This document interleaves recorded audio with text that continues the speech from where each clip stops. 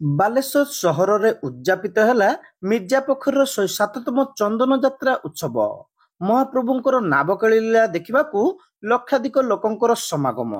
ଆଧୁନିକ ଯୁଗରେ ଲୋକଙ୍କ ମଧ୍ୟରେ ବସ୍ତୁବାଦୀ ମାନସିକତା ବୃଦ୍ଧି ପାଇଥିଲେ ବି ଏବେ ବି ପୁରାତନ ସଂସ୍କୃତି ଓ ପରମ୍ପରା ରକ୍ଷା ପାଇଁ ପାଳିତ ବିଭିନ୍ନ ପର୍ବପର୍ବାଣୀ ମଧ୍ୟରେ ମହାପ୍ରଭୁ ଶ୍ରୀଜଗନ୍ନାଥଙ୍କ ସଂସ୍କୃତିରେ ଚନ୍ଦନ ଯାତ୍ରାକୁ ବେଶ ହର୍ଷ ଉଲ୍ଲାସରେ ପାଳନ କରାଯାଇଥାଏ। ପ୍ରବଳ ଗ୍ରୀଷ୍ମ ପ୍ରକୋପ ସମୟରେ ମହାପ୍ରଭୁଙ୍କୁ ଶୀତଳତା ପ୍ରଦାନ ପାଇଁ ଶ୍ରୀଅଙ୍ଗରେ ଚନ୍ଦନ ଲେପ କରାଯାଏ। ମହାପ୍ରଭୁଙ୍କର ଚଳନ୍ତି ବିଗ୍ରହ ମଦନମୋହନ ଶ୍ରୀମନ୍ଦିରରୁ ବାହାରି ପୁଷ୍କରିଣୀରେ ନାବକେଳି ବା ନୌକା ବିହାର କରିଥାନ୍ତି। ଏହି ପ୍ରଥା ଅନୁଯାୟୀ କାହିଁ କେଉଁ ଅମଳରୁ ଅକ୍ଷୟ ତୃତୀୟା ଠାରୁ ବୁଦ୍ଧ ପୂର୍ଣ୍ଣିମା ପର୍ଯ୍ୟନ୍ତ ଶ୍ରୀଜୀଉଙ୍କର ଚନ୍ଦନଜାତ ଓ ଚାପକେଳି ଅନୁଷ୍ଠିତ ହୋଇଥାଏ। ପ୍ରତ୍ୟେକ ଓଡ଼ିଆଙ୍କର ଆରାଧ୍ୟ ମହାପ୍ରଭୁ ଶ୍ରୀଜଗନ୍ନାଥଙ୍କ ପାଳିତ ପର୍ବପର୍ବାଣୀକୁ ରାଜ୍ୟର କୋଣ ଅନୁକୋଣରେ ପାଳିତ ହୋଇଥାଏ। ସେହି କ୍ରମରେ ବାଲେଶ୍ୱରରେ ପାଳିତ ହେଉଥିବା ବିଭିନ୍ନ ପର୍ବପର୍ବାଣୀ ମଧ୍ୟରୁ ଚନ୍ଦନ ଯାତ୍ରା ଲୋକଙ୍କ ପାଇଁ ସର୍ବଦା ଆକର୍ଷଣୀୟ ହୋଇ ରହିଆସିଛି।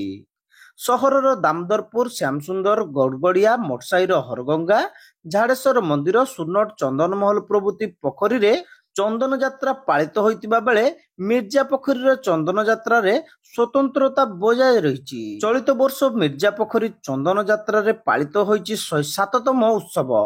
ମିର୍ଜାପୋଖରୀ ଚତୁଃପାର୍ଶ୍ୱରେ ଥିବା ଗୋପାଳଗାଁ, ସୋହେଲପୁର, ମାଣିଖମ୍ ପ୍ରଭୃତି ଗ୍ରାମର ଲୋକ ମିଳିତ ଭାବେ ପାଳନ କରନ୍ତି ଏହି ଚନ୍ଦନ ଉତ୍ସବ। ଅକ୍ଷୟ ତୃତୀୟାରେ ଉତ୍ସବ ଅନୁକୂଳ ସହ ମିର୍ଜାପୋଖରୀଠାରେ କେବଳ 7 ଦିନରେ ସୀମିତ ଏହି ଉତ୍ସବ।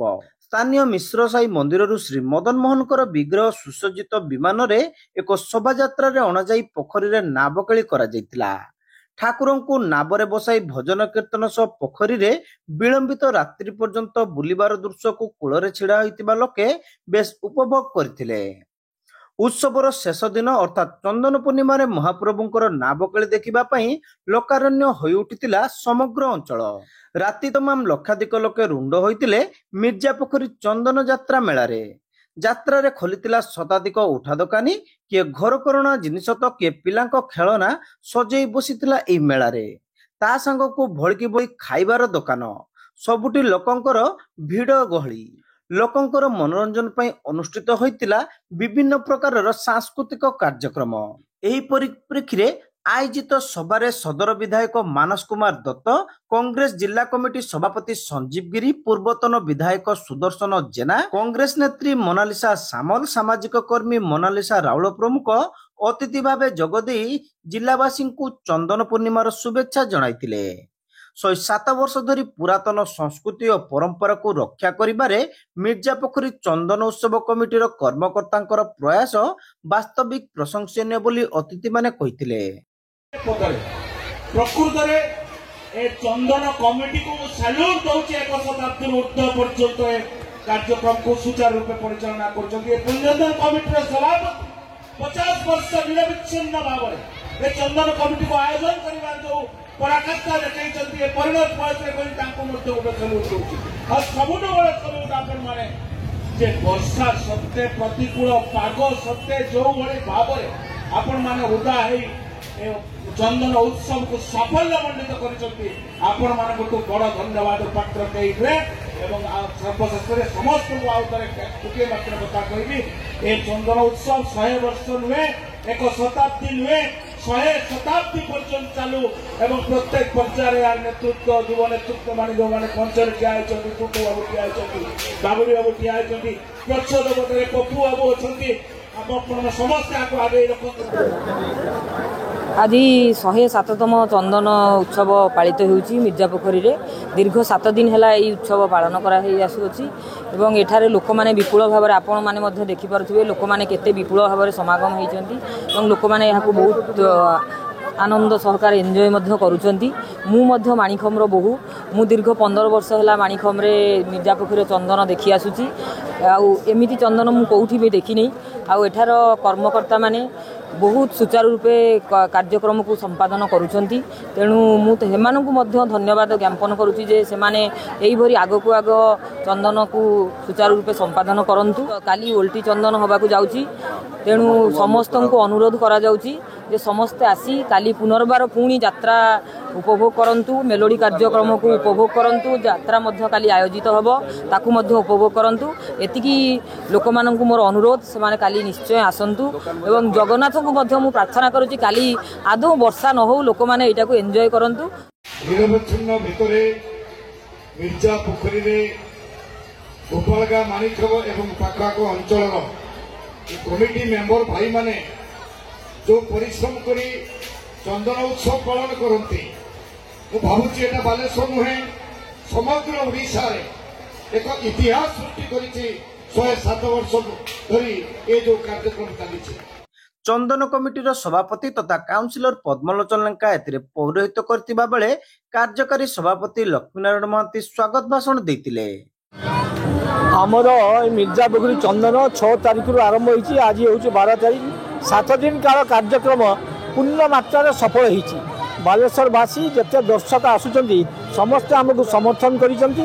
ସେଥିପାଇଁ ଆମେ ଭାବୁଛୁ খুব শান্তি শৃঙ্খলার সহিত সফল হয়েছি এবং আজ মধ্যে আহরি জোরদার সফল হব, এতে সন্দেহ নাই। প্রতি বর্ষ ভি এবর্ষ আমি এ কার্যক্রম জারি রাখিছু। প্রতি বর্ষ বৈশাখ মাস শুক্লপক্ষ নবমী তিথির আরম্ভ হয়ে বুদ্ধ পূর্ণিমা দিন আমার এই চন্দন যাত্রা সরে। মির্জা পুকুরি চন্দন বিশেষ করি মাণিকম গোপালগাঁ সুয়েলপুর উদীয়মান যুবক মান সাহায্য সহানুভূতি এ কার্য প্রতি বর্ষ সফল হচ্ছে। এ বর্ষ মধ্যে সফল হয়েছি, এতে সন্দেহ নেই।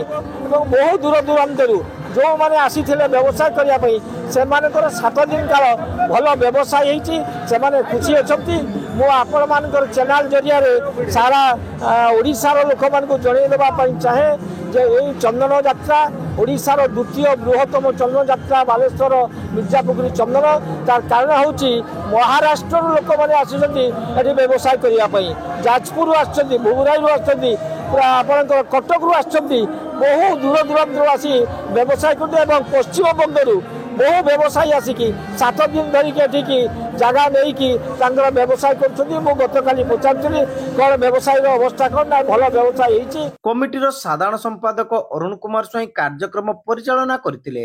নিশ্চিত ভাবে আপন মানে দীর্ঘ 7 দিন ধরি মির্জা পুকুরি চন্দন কমিটি শাখারে যে অতপ্রত ভাবে যোড়ি হয়েছেন এবং প্রত্যেক দিন লোক পাখে মির্জা পুকুরি চন্দন কমিটি কেমিতি কোণ কার্যক্রম হচ্ছে কেতে কোণ হচ্ছে সবু ডিটেলস আপন মানে দেইথিবারু আপন প্রত্যেক সাংবাদিক ভাই মানকু মু ধন্যবাদ দেবি।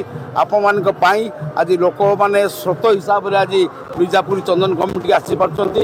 জেলা প্রশাসনকে মধ্যে ধন্যবাদ দেবি, তাঙ্কর সবু সাহায্য সত্ত্বে আমি 11টা ভিতরে রখিলু। এথর বহুত রাতে 2টা 3টা পর্যন্ত আমি সবু জিনিস সাংস্কৃতিক কার্যক্রম করিপারছু। সমস্ত ধন্যবাদ দেবি। 7 দিন ধরি বালেশ্বর জনসাধারণ মোর মির্জা পুকুরি চন্দন কমিটির সব কর্মকর্তা আউথরে ধন্যবাদ দেবি। এত সুন্দর প্রোগ্রাম আলোচনা করছেন, আয়োজন করছেন। আগামী বর্ষ নিশ্চিত ভাবে বহুত ভালো কার্যক্রম হব বলে 7 দিন মির্জাপুর চন্দন কমিটি তরফ আমি স্থির করছু। সহ সম্পাদক অনুপ কুমার স্বাଇଁ শেষে সমস্ত ধন্যবাদ ଦେଇଥିଲେ। সরোজ কুমার লেঙ্কা, শ্রীকান্ত বুগুড়েই, মনোজ কুমার দাস, ধীরজ মহান্তি, অবিনাশ স্বাଇଁ, প্রভাত মহান্তি, নারায়ণ দত্ত, রঞ্জিত বেহেরা, ধীরজ মহান্তি, সুমন্ত সাহু, চিত্তরঞ্জন মহান্তি, বরেন্দ্র কর, সূর্য সুন্দর সেন, অশোক কুমার ত্রিপাঠী, শিক্ষক হরিপদ ভূঁয়া প্রমুখ উৎসব পরিচালনার সহযোগ করিলে। কাহিঁকি না আপন মানে যদি এটাকে হাইলাইট ন করিবে কোনসি প্রোগ্রাম হো ঝিও বাগর হো যা হো আপন মানে যদি লোকলোচনକୁ ନ ଆଣିବେ ତାହେଲେ ଆମେ କିଛି କରିବୁ, ଆମେ ସାଧାରଣ ଲୋକ। ସେକେଣ୍ଡରେ ମୁଁ ସରକାରକୁ ଧନ୍ୟବାଦ ଦେବି। 25 ବର୍ଷର ସରକାର ଯେତେବେଳେ ଥିଲା ଆମେ 10ଟା ବେଳେ ପ୍ରୋଗ୍ରାମ କରିଥିବୁ, 1.5 ଲକ୍ଷ ଟଙ୍କା ଦେଇକି ଭଜନ ଆଣିଥିବୁ କି ମେଲୋଡି ଆଣିଥିବୁ, 10ଟା ବେଳକୁ ପୁଲିସ ବାଲା ଆମକୁ ଯାଉ। ଏ ବର୍ଷ ଧନ୍ୟବାଦ ଦେବି ସରକାରଙ୍କୁ ଏବଂ ଆମର ସଦର ଏମଏଲଏଙ୍କୁ। सी आम सहित जाइए एसपी सहित कथा हेले, कथा होमको राति सारा प्रोग्राम करने अनुमति देले। ଏହି ଅବସରରେ ବିଭିନ୍ନ କ୍ଷେତ୍ରରେ ଉଲ୍ଲେଖନୀୟ ଅବଦାନ ପାଇଁ ବ୍ୟକ୍ତିବିଶେଷଙ୍କୁ ସମ୍ବର୍ଦ୍ଧିତ କରାଯାଇଥିଲା। ପରେ ଆୟୋଜିତ ରଙ୍ଗାରଙ୍ଗ ସାଂସ୍କୃତିକ କାର୍ଯ୍ୟକ୍ରମ ସହ ମେଳାକୁ ରାତିସାରା ଦର୍ଶକମାନେ ମନଭରି ଉପଭୋଗ କରିଥିଲେ।